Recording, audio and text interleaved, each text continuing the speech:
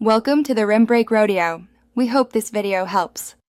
You start by powering off the Ps5, unplugging, and waiting at least 10 minutes so residual charge dissipates. This reduces risk. Once done, slide and lift the outer panel, apply steady pressure, and use a flat plastic pry tool if it resists. Keep screws and clips separated in labeled containers and photograph each removal step so you can reverse it accurately. This prevents lost parts and speeds reassembly, and it also prepares you to access the internal chassis and fan housing safely. You now remove the fan assembly by loosening its mounting screws, typically 2 to 4, while noting how the ribbon and connector sit.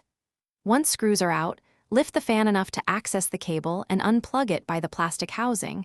Never tug the wires. With the fan free, inspect the blades and shroud for dust buildup, pet hair, or lodged debris.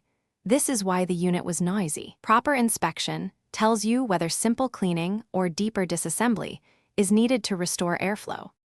You'll clean the fan using short compressed air bursts from 6-8 inches, a soft brush for corners, and 90% isopropyl on a swab for sticky spots.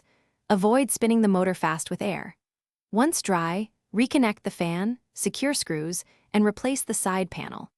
Power on and run the console for 10 to 15 minutes at idle to confirm quieter operation and normal temperature. If noise or wobble remains, check bearing play. Replacing the fan with an OEM unit is the recommended fix.